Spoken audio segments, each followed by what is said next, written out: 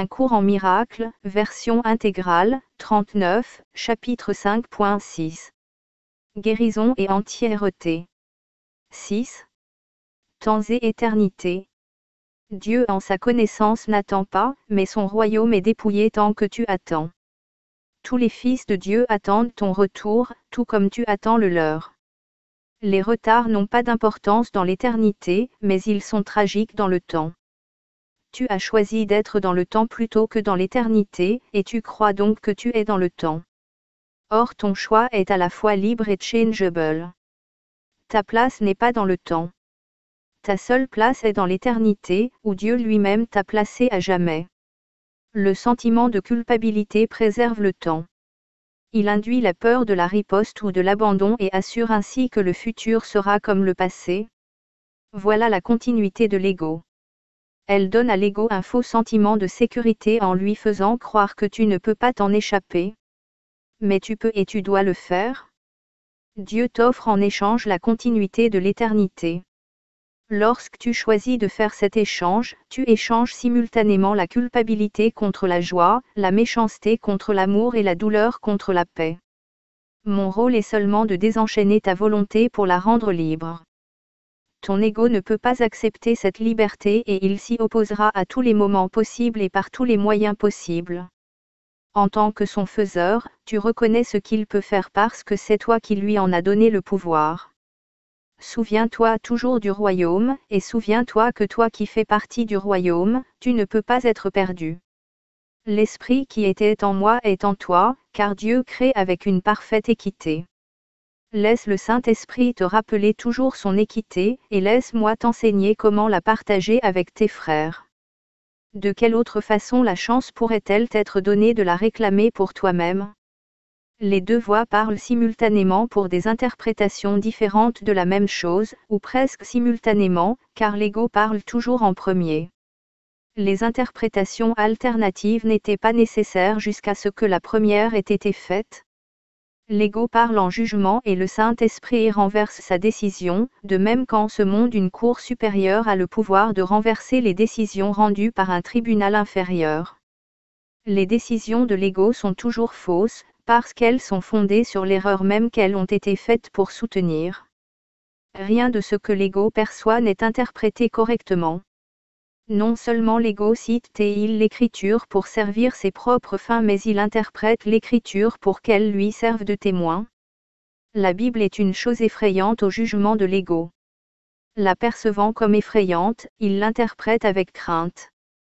Ayant peur, tu ne fais pas appel à la cour supérieure parce que tu crois que son jugement irait aussi contre toi. Il y a de nombreux exemples illustrant combien les interprétations de l'ego peuvent égarer, mais quelques-uns suffiront à montrer comment le Saint-Esprit peut les réinterpréter à sa propre lumière. Interprété par lui, ce que l'homme sème, il le récoltera, signifie que tu cultiveras en toi-même ce que tu considères digne d'être cultivé. C'est ton jugement de ce qui est digne qui le rend digne pour toi. À moi la vengeance, dit le Seigneur, est facile à réinterpréter si tu te souviens que les idées augmentent seulement en étant partagées. L'énoncé souligne que la vengeance ne peut pas être partagée. Donne-la donc au Saint-Esprit, qui la défera en toi parce qu'elle n'a pas sa place dans ton esprit, qui fait partie de Dieu. Interprété par l'ego, je punirai les péchés des pères jusqu'à la 3e et à la 4e génération, est particulièrement méchant. Cela ne devient plus qu'une tentative pour garantir la propre survie de l'ego. Pour le Saint-Esprit, l'énoncé signifie que des générations plus tard il peut encore réinterpréter ce que les générations précédentes avaient mal compris et libérer ainsi les pensées de leur aptitude à produire la peur. Les méchants périssent, devient un énoncé de l'expiation si le mot « périr » est pris au sens « être défait ». Toute pensée sans amour doit être défaite, un mot que l'ego ne peut même pas comprendre. Pour l'ego, être défait signifie être détruit. L'ego ne sera pas détruit parce qu'il fait partie de ta pensée, mais parce qu'il est incapable de créer et donc de partager, il sera réinterprété pour te délivrer de la peur. La partie de ton esprit que tu as donnée à l'ego retournera simplement au royaume, où ton esprit tout entier a sa place. Tu peux retarder le complètement du royaume, mais tu ne peux pas y introduire le concept de la peur. Tu n'as pas besoin d'avoir peur que la Cour supérieure te condamne. Elle rejettera tout simplement les accusations contre toi. Il n'y a pas d'accusation qui tienne contre un enfant de Dieu, et chaque témoin de la culpabilité des créations de Dieu porte un faux témoignage contre Dieu lui-même. Fais appel avec joie de tout ce que tu crois à la propre Cour supérieure de Dieu, parce qu'elle parle pour lui et donc parle véritablement. Elle rejettera les accusations contre toi, quel que soit le soin que tu as mis à les fabriquer. Les accusations sont peut-être à toute épreuve, mais pas à l'épreuve de Dieu. Le Saint-Esprit ne les entendra pas, parce qu'il ne peut témoigner que véritablement. Son verdict sera toujours, à toi appartient le royaume, parce qu'il t'a été donné pour te rappeler ce que tu es. Quand j'ai dit, je suis venu comme une lumière dans le monde, je voulais dire que je suis venu partager la lumière avec toi. Souviens-toi que j'ai parlé du sombre miroir de l'ego et souviens-toi aussi que j'ai dit, ne regarde pas là point. Il est toujours vrai que c'est à toi de décider où tu regardes pour te trouver. Ta patience envers ton frère et ta patience envers toi-même. Un enfant de Dieu n'est-il pas digne de patience? J'ai montré avec toi une patience infinie parce que ma volonté est celle de notre Père, de qui j'ai appris ce qu'est la patience infinie. Sa voix était en moi comme elle est en toi, parlant pour la patience envers la filialité au nom de son Créateur.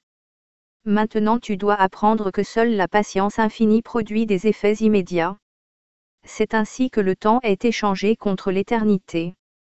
La patience infinie fait appel à l'amour infini et, en produisant des résultats maintenant, elle rend le temps non nécessaire. Nous avons dit à maintes reprises que le temps est un mécanisme d'apprentissage qui sera aboli lorsqu'il ne sera plus utile.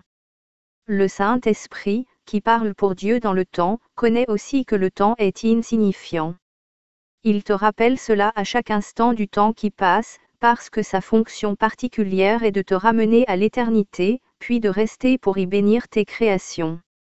Il est la seule bénédiction que tu puisses véritablement donner, parce qu'il est véritablement béni. Parce qu'il t'a été librement donné par Dieu, tu dois le donner comme tu l'as reçu.